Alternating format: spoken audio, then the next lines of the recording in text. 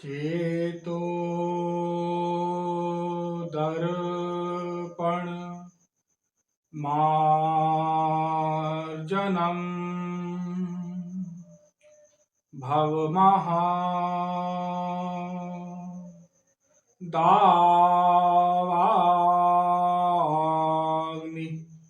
निर्वापणम् श्रेयः कैरवचन्द्रिका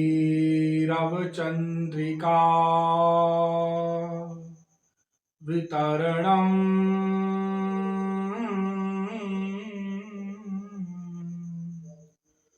विद्यावधू जीवनम् आनन्दाम्बुधिवर्धनम् प्रतिपदम् पूर्णामृता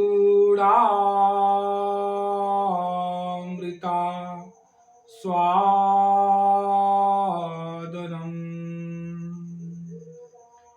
सर्वात्म स्नपनम् परम विजयते श्रीकृष्ण संकीर्तनम्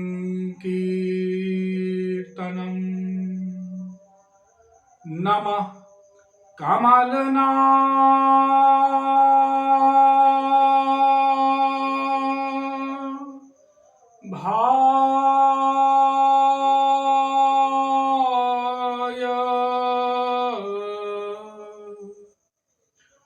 नमः कमलमालिने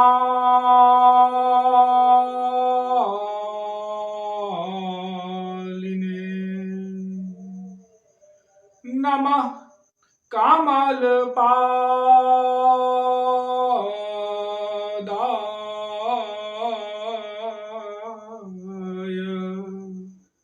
नमस्ते कमलेक्षण यो ब्रह्माणं विदधाति पूर्वं यो वै वेदांश्च प्रहिणोति तस्मै ताहं देवमात्मबुद्धिप्रकाशं मुमुक्षुर्वै शरणमहं प्रपद्ये।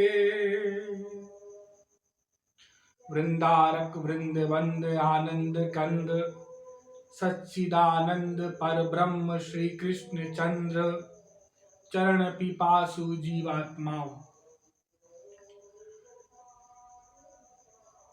संसार की इच्छा ही, संसार की कामना ही हमें भगवान से दूर किए हुए है।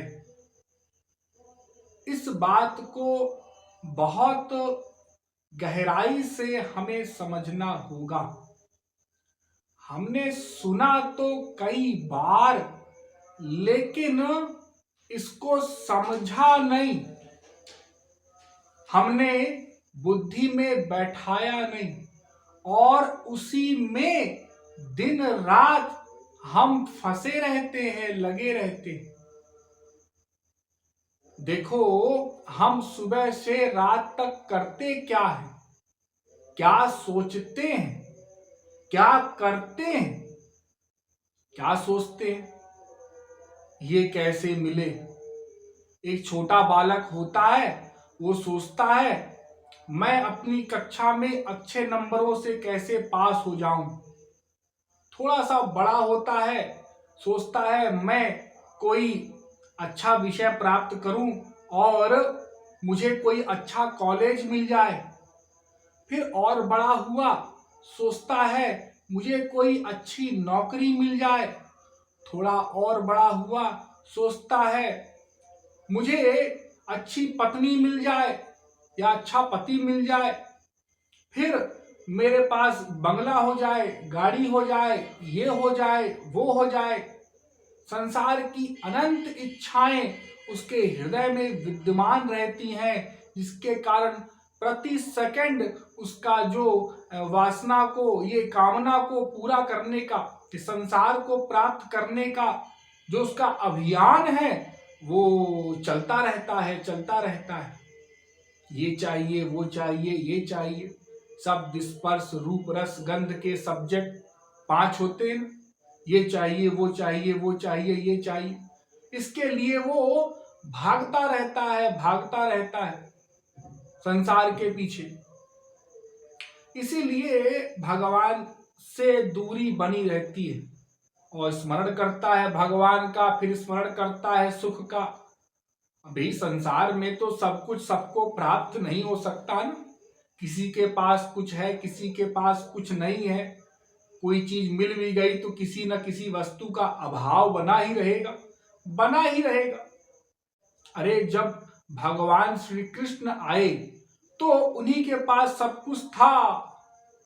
और तो अवतारों में भी, वैसे तो भगवान के विषय में क्या कहा जाए, लेकिन एग्जाम्पल दे रहे हैं, उदाहरण। कुछ ना कुछ तो अभाव बना ही रहा सबके जीवन में। तो फिर हम तो मनुष्य हैं, साधारण माया के अंडर में हैं, काम क्रोध लोभ मोह, तो वैसे कार्य होंगे और मन को वश में करके हमको भगवान में लगाना है।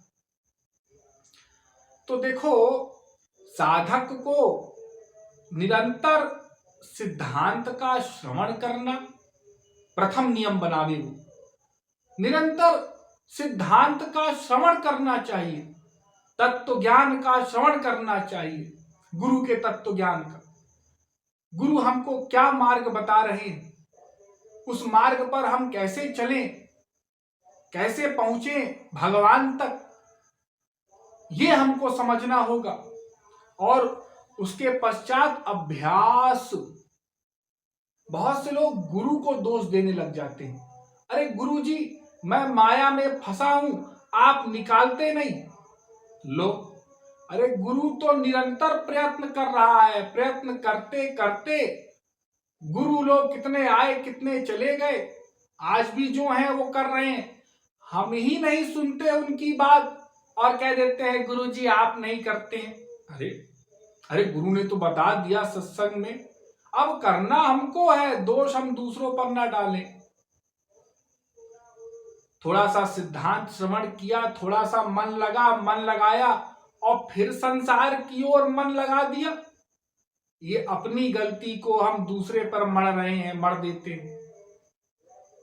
संसार की इच्छा कामना इतनी अधिक होती है संसार को पाने की कि भगवत विषय अच्छा नहीं लगता। मान लो किसी का कोई समय खराब चल रहा हो, कुछ गड़बड़ हो गया और गुरु जी का प्रवचन आ जाए टीवी में, अरे भाई बंद करो, आज नहीं सुनेंगे। क्यों? आज मूड ऑफ है। अरे मूड ऑफ है, क्या बात है भाई? अरे आज तो हमारा सब लॉस हो गया बिजनेस में, आज हमारा ये हानि हो गई, तो आज हम क्या लेक्चर सुनेंगे? अच्छा, मतलब लेक्चर आप तब सुनते हैं, प्रवचन जब सब कुछ ठीक ठीक चलता है, सब कुछ बढ़िया बढ़िया चलता है, हाँ तब सुनते हैं, तब गुरु अच्छे लगते हैं, तब भगवान अच्छे लगते हैं, तब सब कुछ अच्छा लगता है। और जब कुछ गड़बड़, गड़बड़ माने हमारे मन के अनुसार न हो, हमने जो इच्छा बनाई है उसकी पूर्ति न हो, तो सब गड़बड़ लगता है। फिर हमको गुरु अच्छे नहीं लगते, भगवान प्यारे नहीं लगते, कुछ भी अच्छा नहीं लगता। तो हमें अपने आप का ख्याल रखना, अर्थात अपने लक्ष्य का ध्यान रखना होगा। हम लक्ष्य को स्मरण रखें सदैव, ये ना भूलें कि आनंद भगवान में ही है। हाँ, रसो वै सहा रसग्वम हुएवायम लब्ध्वा नंदी भावती। संसार में सुख नहीं है। एक कथा है, एक जीवन ठाकुर नाम के व्यक्ति काशी में निवास करते थे। तो भगवान शंकर के बहुत बड़े भक्त थे, लेकिन दरिद्र थे, बहुत दरिद्र थे। पूरा जीवन दरिद्री में, निर्धनता में बीत गया पूरा समय। और जब वृद्ध हुए और दरिद्री के कारण बहुत दुख झेलना पड़ा, तो जाके विश्वनाथ भगवान से प्रार्थना की कि हे प्रभु, अब तो मेरे कष्ट हरो, मुझे कुछ धन दे दो ताकि मेरा जीवन अच्छे से बीत सके। इस प्रकार से तो मेरे को बहुत कष्ट हो गया पूरे जीवन भर। तो भगवान प्रकट हुए, उन्होंने कहा कि तुम वृंदावन चले जाओ, सनातन गोस्वामी नाम के एक संत वहां रहते हैं, उनसे जाकर के बोलो, वे तुम्हारा वे तुमको अवश्य धन दे देंगे। वो चले गए वृंदावन, पहुंच गए सनातन गोस्वामी के पास, वे वहां भजन करते थे। उनसे जाकर के बताया कि बाबा, हमको भगवान शंकर ने कहा है, मैं काशी से आया हूं, कि आपके पास धन है तो मुझे धन दे दीजिए आप। ऐसी ऐसी बात उन्होंने कही है। अब सनातन गोस्वामी ने सोचा कि भाई मैं तो स्वयं ही कंगाल हूं, डोर कौपीन धारी वैष्णव हूं, तो एक कंगाल दूसरे कंगाल की क्या सहायता करेगा धन के मामले में। उन्होंने कहा मेरे पास तो नहीं है बाबा, आपको भगवान शंकर ने कुछ और कहा होगा। नहीं नहीं, आप ही का नाम बोला है, मुझे अच्छी तरह से याद है। अब भगवान शंकर तो झूठ नहीं बोल सकते, तो सनातन गोस्वामी ने सोचा मेरे पास क्या है। अच्छा, एक दिन यमुना स्नान करने के पश्चात जब वे लौट रहे थे कुटिया में, तो उनके पैर से एक पारस मणि, स्पर्श मणि टकराई थी, उसको वो ले आए थे, लेकिन उसका उपयोग नहीं किया उन्होंने आज तक। उन्होंने कहा अरे वो स्थान पर देखो, वो एक मणि पड़ी हुई है, स्पर्श मणि, उसको ले जाओ। उसने कहा अच्छा, पारस है इनके पास तो। अरे कहते हैं हमारे पास कुछ है नहीं। अब वो अपना भजन कर रहे थे और भजन में फिर से लग गए। उन्होंने उनको आज्ञा दे दी, वो लेकर के और मणि को, और बड़ा प्रसन्न हुआ और बड़े ऊंचे ऊंचे ख्याल बनाने लगा कि अब तो मैं बड़ा अमीर हो जाऊंगा, राजा भी मेरे गुलाम हो जाएंगे।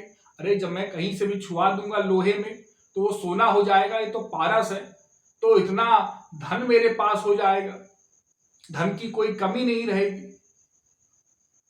तो वो बेचारा लेकर के उसको चला, कुछ दूर गया तो उसने कहा अरे बड़े आश्चर्य की बात है, मैं इतनी बड़ी चीज वस्तु लेकर के चला जा रहा हूं और वो बाबा जी है, उन्होंने एक बार भी मुझे रोका नहीं, मुझे ये नहीं कहा कि अरे भाई इसका उपयोग करना तो आधा धन हमको देना, आधा धन तुम रखना।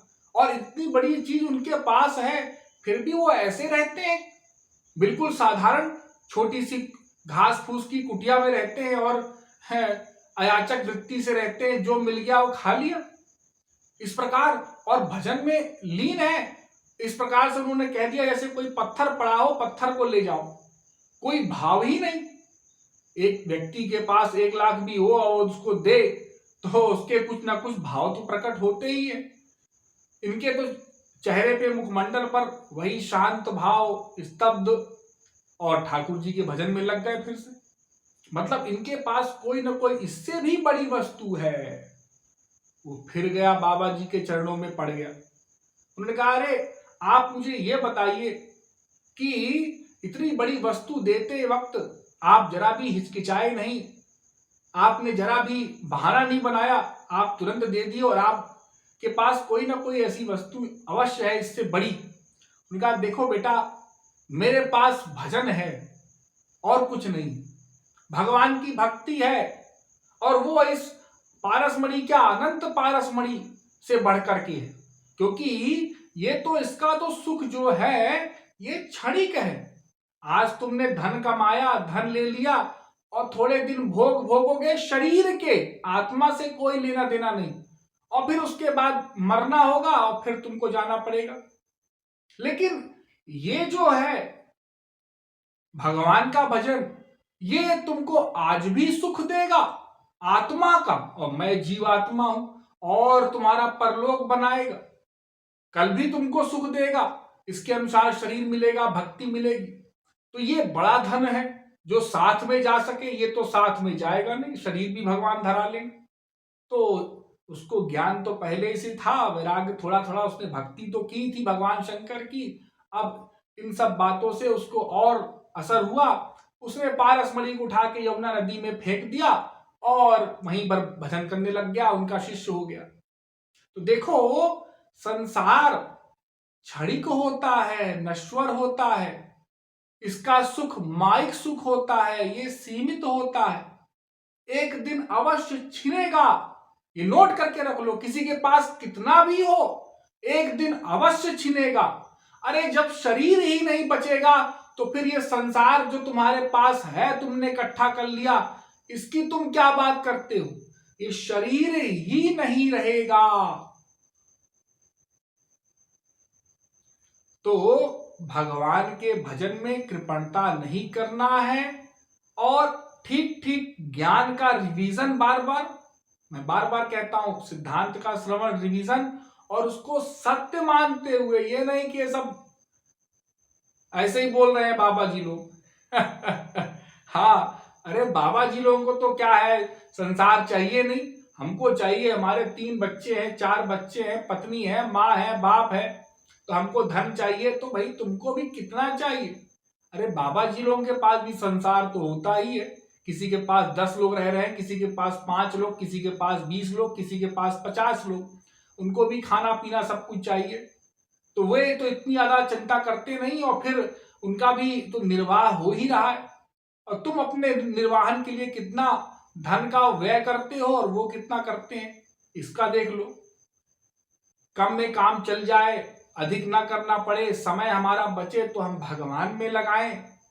समय को हम मैनेज नहीं कर पाते, हमारा समय व्यर्थ जा रहा है, मोबाइल देख रहे हैं, टीवी देख रहे हैं, किसी से बात कर रहे हैं, व्यर्थ चिंतन कर रहे हैं, व्यर्थ निद्रा ले रहे हैं, समय खराब कर रहे हैं कुसंग में, तो फिर भजन करने का समय ही नहीं रह जाता। और फिर भजन के लिए भी यही बहाना हम बना लेते हैं कि समय नहीं है, समय नहीं।